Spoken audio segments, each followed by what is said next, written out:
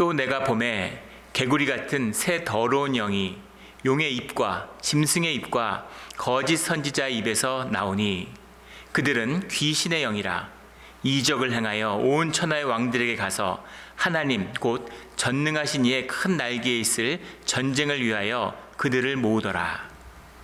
보라, 내가 도둑같이 오리니 누구든지 깨어 자기 옷을 지켜 벌거벗고 다니지 아니하며 자기의 부끄러움을 보이지 아니하는 자는 복이 있도다. 아멘. 오늘 주님은 계시록의 말씀을 통해서 옷을 지키는 자는 복이 있도다 이렇게 말씀하십니다. 옷을 지키는 자는 복이 있도다. 옷을 지킨다는 게 무엇일까요? 그리고 옷을 지키면 어떤 복이 있는 겁니까? 오늘 말씀을 통해서 옷을 지키는 복을 받는 우리 모두가 되기를 주의 이름으로 축원합니다. 오늘 본문 말씀 16장과 17절의 말씀은 마지막 주님의 심판의 때의 말씀이죠. 진노의 일곱 대접의 심판이 시작되고 있음을 보여줍니다.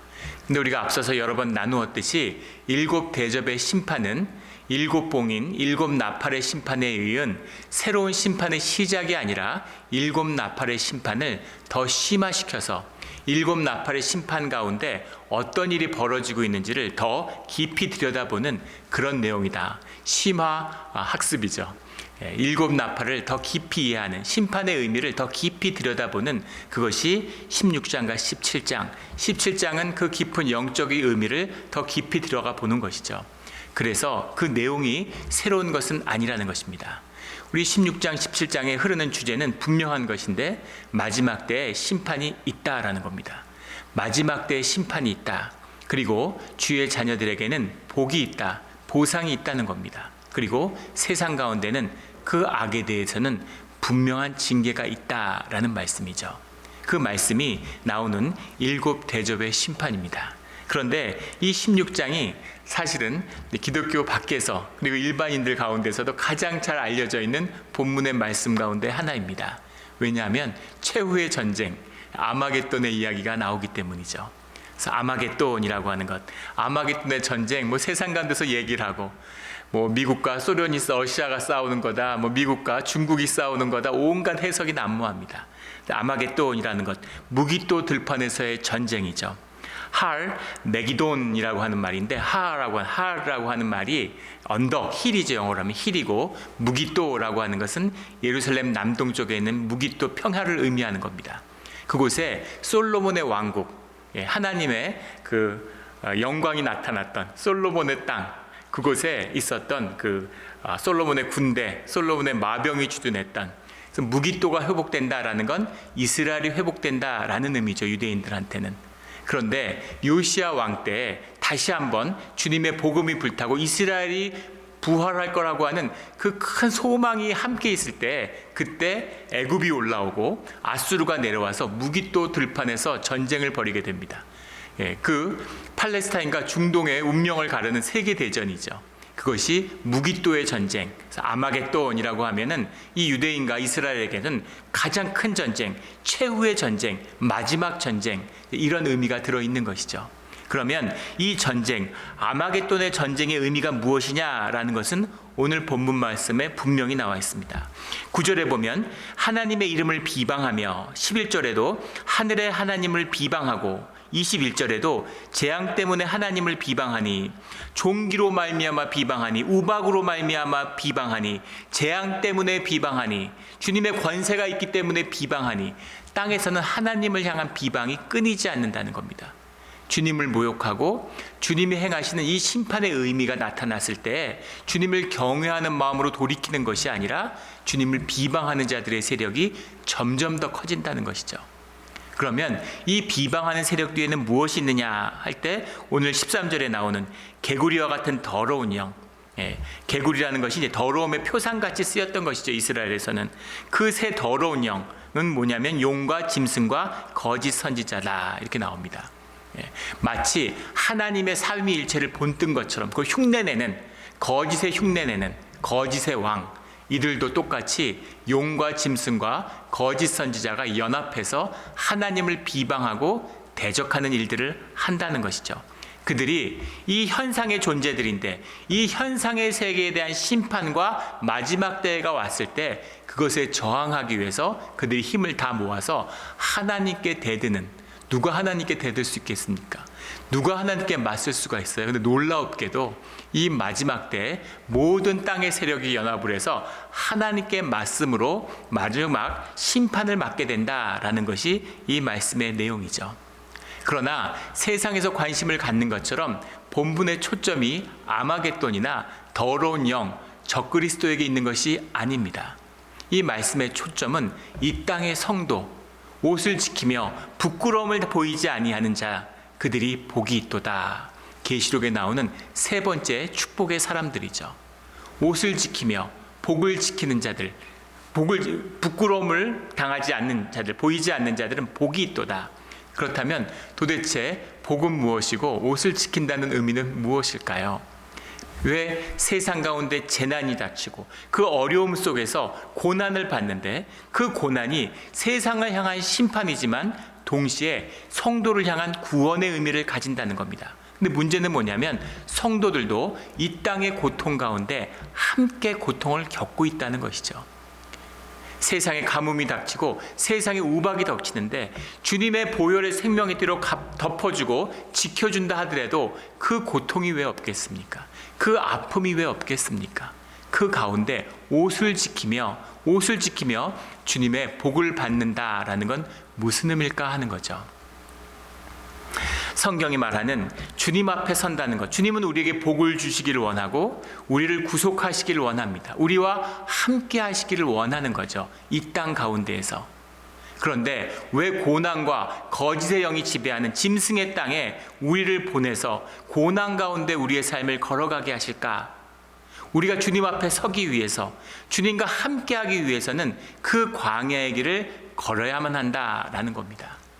그 광야의 길을 걸어야지만이 너희가 옷을 입을 수 있다라고 말씀하시는 거죠. 도대체 그 의미는 무엇일까요? 성경이 증거하는 첫 번째 의미는 무엇이냐면 고난 가운데 삶의 고통을 만나야 한다는 겁니다. 성도가 이 땅 가운데 무엇을 경험해야 되냐면 고통을 경험해야 된다는 거예요. 고통이 있어야, 이것이 세상의 본질입니다. 불교의 가르침 가운데 고해라고 하죠. 고통의 바다. 삶의 본질적인 부분이 고통이라는 겁니다. 우리가 나이가 들고 병 들어가고 이별을 하고 죽어가는 이 모든 과정 가운데 고통이 들어있죠. 세상은 이 고통을 외면하려고 해요. 삶의 안일함을 추구하고 고통이 없는 삶이 좋은 삶처럼 얘기합니다. 근데 성경은 반대죠. 세상 가운데 그 고통을 직면하고 그 고통을 마주해야 된다라고 말씀하고 있는 겁니다. 고통의 의미가 뭘까요? 고통의 의미는 진실입니다.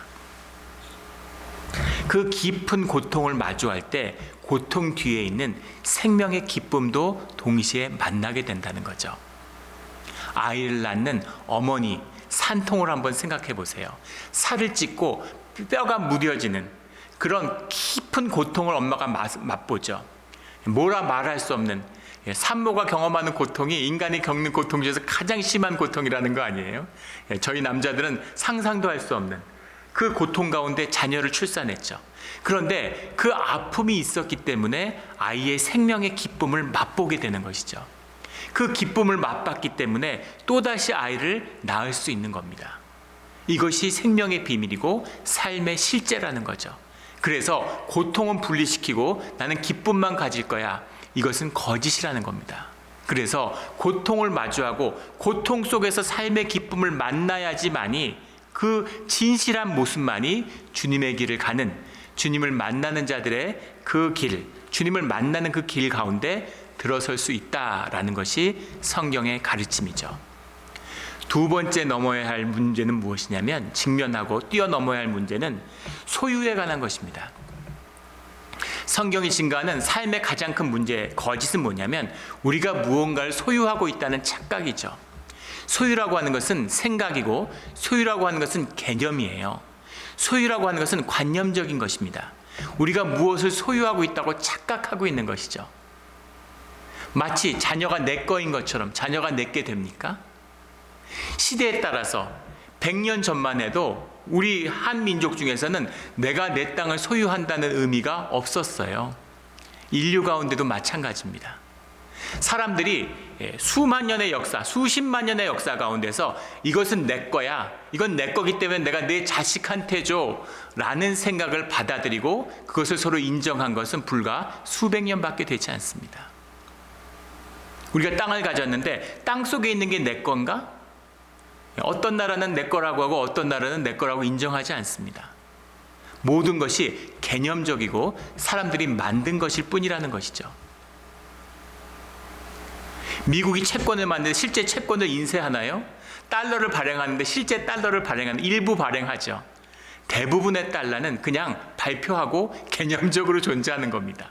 그냥 코드로, 디지털 넘버로 그 온라인상에 있는 거예요.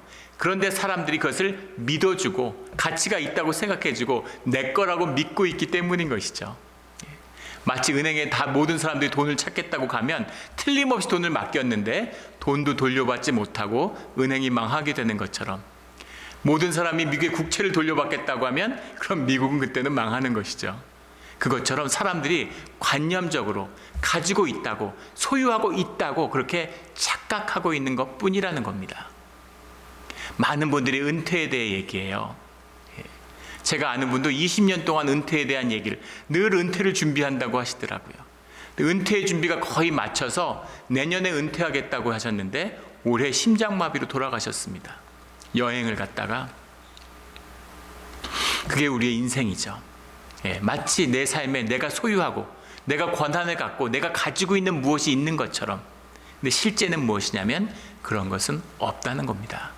그래서 소유를 넘어가야, 껍데기를 넘어가야, 이 현상적인 것을 뛰어넘어야, 그래야 본질의 주님, 살아계신 주님, 영이신 주님을 만나는 그 길이 우리의 이 현상과 삶의 자리에서 열리게 된다라는 것이 주님이 주신 우리의 두 번째 도전이죠. 그 도전을 넘으면 세 번째 도전이 기다리고 있습니다. 그것이 계시록이 증거하고 있는 죽음의 도전이죠. 죽음을 넘어야 된다는 거예요. 죽음이라는 게 무엇입니까? 우리 육신의 끝이죠. 우리 육신이 끝나도 우리의 영이, 우리의 존재가 새로운 육신을 입어서 부활의 삶이, 영원의 삶이 있다고 하는 것을 만나기 위해서는 우리 육신의 죽음을 뛰어넘어야 된다는 거죠.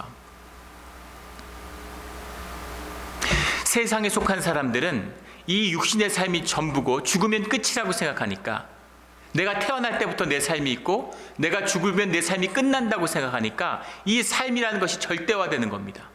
삶이 절대화되면 어떻게 되냐면 죽음을 두려워하게 되는 거예요. 죽음이 두렵기 때문에 죽음을 외면합니다.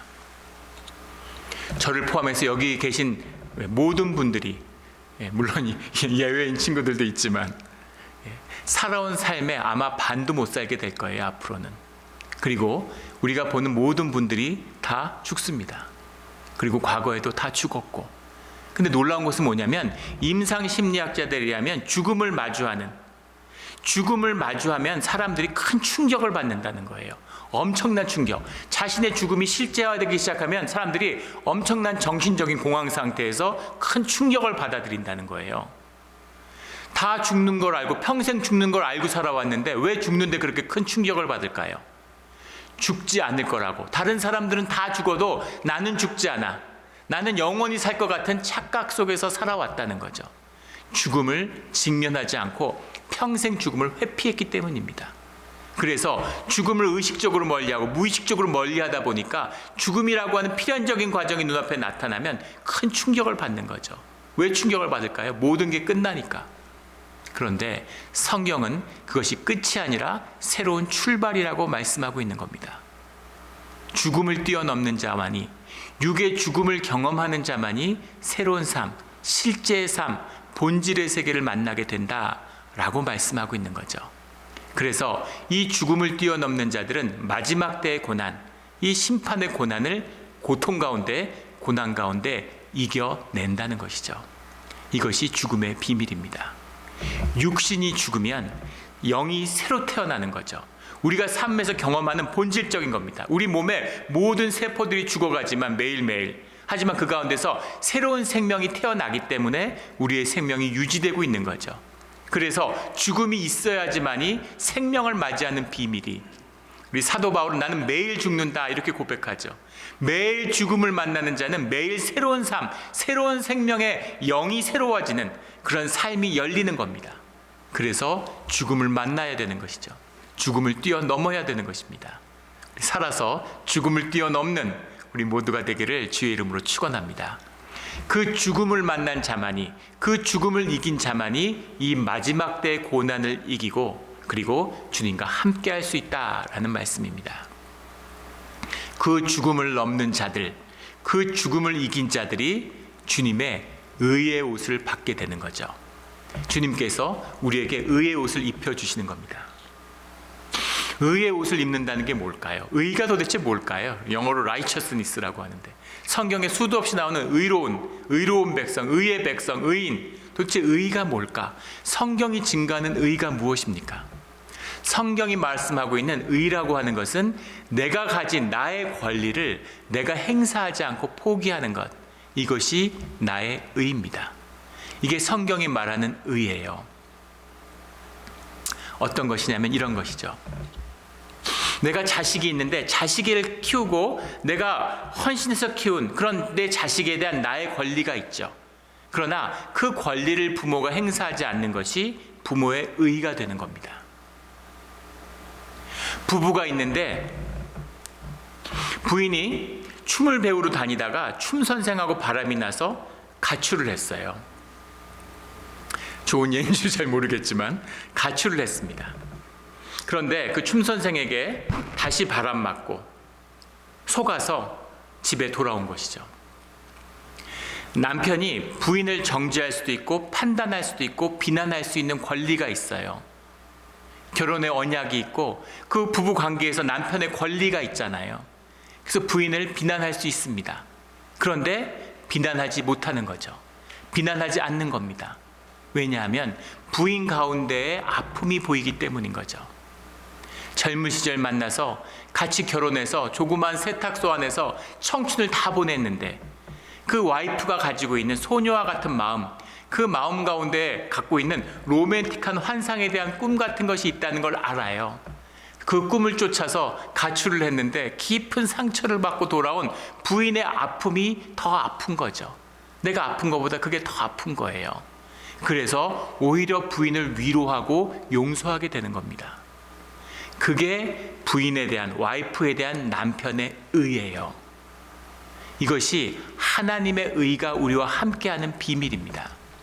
예수님이 그 하늘의 의가 무엇인지를 우리에게 삶으로 증거하셨죠. 예수님이 세례 요한에게 나와서 세례를 받으셨습니다. 주님은 죄가 없으신 분인데 뭐하러 세례를 받아요? 세례를 주셔야죠. 그런데 세례를 세례 요한에게 받으셨어요. 왜냐하면 세례 요한과 우리들과 함께하기 위해서, 그 삶을 하나 되게 하기 위해서 주님의 권리를 내려놓고 그 가운데 우리와 함께 하시는 거죠. 그게 예수님의 의입니다. 십자가에서 죽으실 필요가 전혀 없으셨어요. 죄가 없으신 분인데 십자가에 죽으실 필요가 없죠. 그런데 십자가에 못 박혀 죽으심으로 그 보혈의 은혜로 우리와 함께하고 우리의 죄를 속량하기 위해서 하나님의 자리를 내려놓으시는 겁니다. 그게 십자가의 하늘의 의고, 그 의가 십자가를 통해서 우리 하나님의 백성의 의의 옷이 되는 것이죠. 우리가 그 의를 덧입는 겁니다. 그 의를 입는 자들, 이 땅에서 주님의 십자가를 만난 자들, 자신의 십자가를 지고 주님을 따르는 자들, 그런 자들, 그 길을 끝까지 가는 자들은 복이 있다라는 주님의 말씀이죠. 그 복을 받는 것입니다. 그 복을 누리는 것이에요. 그것이 세상 가운데 살아가는 하나님의 영광을 덧입고 주님의 영광을 드러내는 성도의 삶입니다. 이 삶을 사시겠습니까? 아멘. 아무도 아멘을 안 하시는군요. 할렐루야, 아멘. 이것은 복된 삶이에요. 이것은 복된 것입니다. 이것이 와닿지 않죠. 이것이 교리적이고 관념적으로 들리니까 내 삶에 와닿지 않는 것입니다. 그런데 그 삶을 살아가는, 그 삶을 실제로 살아가는 자들에게는 이것이 진실이고 실제인 것이죠. 그런 삶을 한 분 소개해 드리려고 합니다. 황홀한 고아라는 그런 제목으로 알려진 한 분의 인터뷰 기사를 읽었어요. 그분은 이청자라고 하는 주의 자녀고 성도죠. 이분의 나이는 82살인데 만으로 평택 오산 미군기지에 있는 메릴랜드 대학, 미국에 있는 메릴랜드 대학 아시죠? 글로벌 캠퍼스, UMGC라고 하는 메릴랜드 대학 글로벌 캠퍼스, 평택 오산 미군기지에 있는 그곳에서 학생들을 가리키는 교수님입니다. 근데 그분이 31년을 근속하고 금년에 스탠리 드라제크 티칭 엑셀런스 어워드라고 하는, 어렵죠, 학생들이 뽑은 그 메릴랜드 교수들에게 주어지는 최고의 영예상을 받았다는 거예요. 82세의 할머니 교수님입니다. 이분은 1940년에 평안북도 강계에서 태어났다고 합니다. 그래서 집은 아주 유복한 그런 집에서 태어났는데 나이가 5살이 됐을 때 해방을 맞이하고, 그리고 소련 군대가 들어오고 북한에 이제 공산 정권이 들었으면서 지주라는 이유로 아버지가 처형을 당하게 되고 재산을 다 몰수당하게 되죠. 그래서 어머니와 가족들이 남하를 하게 되는데 월남을 하게 돼서 충북 제천에서 살게 되었대요. 충북 제천에서 자리를 잡고 좀 살아가는가 싶었더니만 이번엔 6.25가 터진 거죠. 6.25의 난리통에 피난을 가게 됐는데 피난 가는 과정에서 가족들을 모두 다 잃어버리고 고아가 돼서 혼자 길을 헤매게 됩니다. 어디로 가는지, 어디에 있는지, 그런 죽음의 위협 앞에 공포에 떨면서, 배고픔에 떨면서 길을 가다가 결국 길에서 정신을 잃고 쓰러지게 되죠. 정신을 차렸을 때는 춘천에 있는 캠프 페이지라고 하는 그런 기지에서 정신을 차리게 됩니다. 자기를 업고 부대까지 데리고 온 잔이라고 하는 병사가 자기를 구해준 거죠. 생명의 은인 잔을 만나게 됩니다. 잔이 자기를 구해줬을 뿐만 아니라 처음 깨어났을 때 며칠을 굶었는데 그때 준 초콜릿의 맛을 평생 잊을 수가 없다고. 그래서 미군들이 후원하고 있는 그런 에민교회라고 하는 것에 보육원에 보내지게 돼요. 근데 에민교회인데 그 발음을 못해서 모두 미군들은 아멘교회라고, 아멘보육원이라고 불렀다고 합니다. 거기에 보육원에 있게 되는데 미군이 후원을 하고 미군들이 도와줬어요. 그래서 그 인터뷰를 하는 기자가 물어봤습니다. 정말 힘들고 어려운 시절이 아니었냐고. 근데 일생 가운데 가장 황홀한 시절이었다고 그렇게 이야기를 합니다. 황홀한 고아로 자랐다. 너무나 모든 것이 풍족하고 바느질을 해주고 일을 도와주고 청소하는 분들부터 다 검정 고무신을 신고 다닐 때 자기들은 샌들을 신고 다니고 성탄절 파티를 하고 늘 와서 미군들하고 같이 영어도 배우고 노래도 배우고 춤도 배우는 하루하루가 재밌는 시간이었다는 것이죠. 미군들을 다 잔이라고 불렀기 때문에 그게 별명이 돼서 아이들도 당신을 잔이라고 불렀다는 겁니다. 그런데 그 좋았던 시간도 잠깐, 전쟁이 끝나고 미군이 철수를 하게 되는 거죠. 미군 기지가 떠나고 고아원에서, 보육원에서 다시 학교를 다니게 됐습니다. 학교를 다녀본 적이 없는데 나이가 있으니까 5학년 2학기로 국민학교에 가게 됐고, 그렇게 다닌 1년이 평생 유일하게 학교를 다닌 시간이 되었다는 거죠. 어린 시절을 미군들하고 보냈으니까 물론 영어는 잘하지만 제대로 공부를 해보지 못한 거죠. 그리고 나이를 먹었고 20살이 되어서 보육원을 떠나게 됐습니다. 보육원을 떠나서 혼자 살아가야 되는데 병원에서 일을 하게 됐대요. 그 병원에서 그것을 날라리 간호사라고 불렀다는데, 그래서 사무일을 보고 병원을 청소하는데 손이 바쁘면 가서 주사도 놔주고, 요즘 같으면 꿈도 꿀 수 없는 일이겠지만 그 시절엔 아무 문제가 없는, 그래서 간호사를 하는데 자격은 없는 날라리 간호사인 거죠. 그렇게 일을 하다가 남편을 만나고 자식을 낳고 자식을 키운 거죠.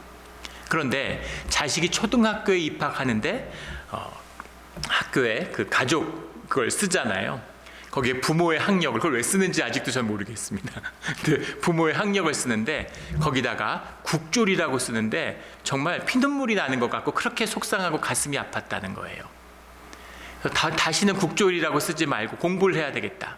그래서 공부하고 싶은 마음, 학교에 가까이 가고 싶은 마음은 있었는데 먹고 살아야 되니까, 그래서 학교에 가까이 가서 살고 싶고 학교가 좋으니까 초등학교 앞에서 문방구를 하셨다는 겁니다. 아이도 학교에 다니니까.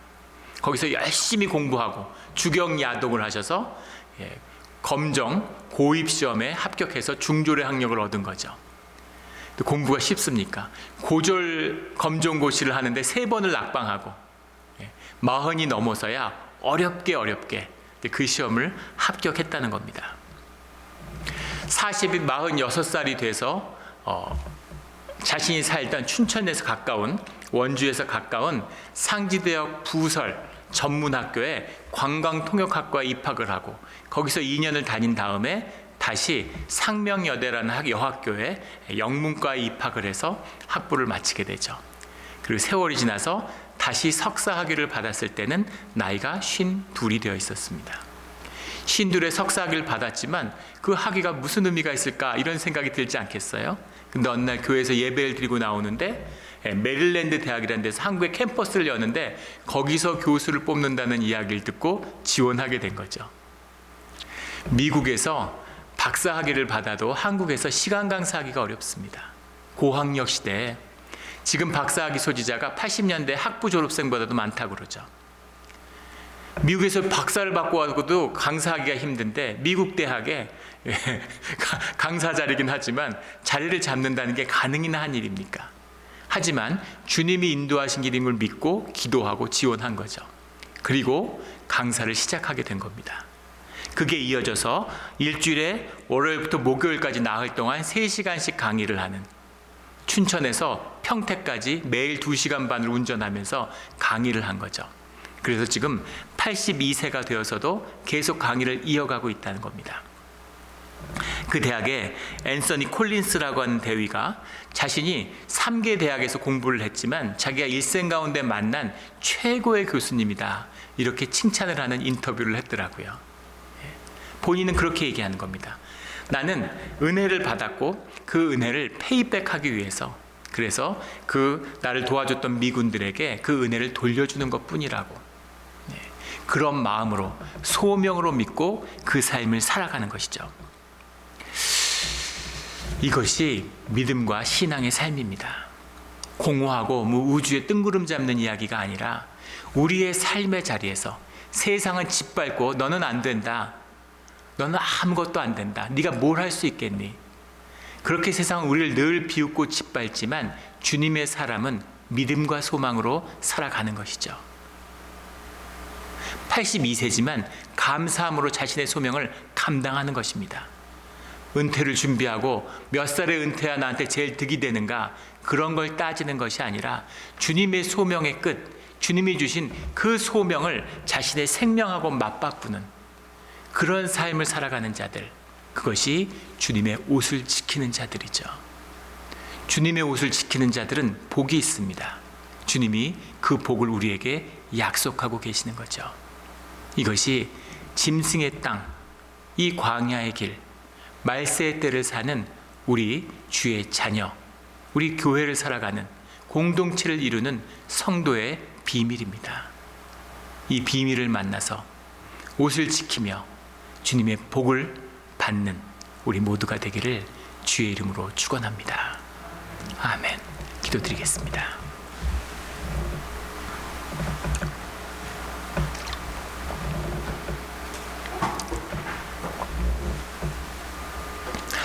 하나님 아버지, 감사합니다. 정말 보잘것 없었던 저희를 주님을 만나서 믿음으로 나를 살게 되었습니다. 늘 부족하고 늘 부끄럽고 감추고 바꿔야 하는 줄 알았는데 세상에서 가장 귀하고 존귀한 주의 자녀임을 알게 되었습니다. 삶으로, 생명으로 피어나는 복된 삶, 땅을 복되게 하고 내가 일하는 장소를 복되게 하고 만나는 사람들마다 복되게 하고 무엇보다 우리 자녀들을 복되게 하는 그런 복된 삶으로 초청해 주신 것에 감사를 드립니다. 모든 것이 주의 은혜였습니다. 주님 감사합니다. 이 은혜가 끊어지지 않는, 이 의의 옷을 놓치지 않는, 부끄러움이 드러나지 않는 우리의 삶, 복된 삶이 되게 하여 주시옵소서. 감사하며 예수 그리스도의 이름으로 기도드렸습니다. 아멘.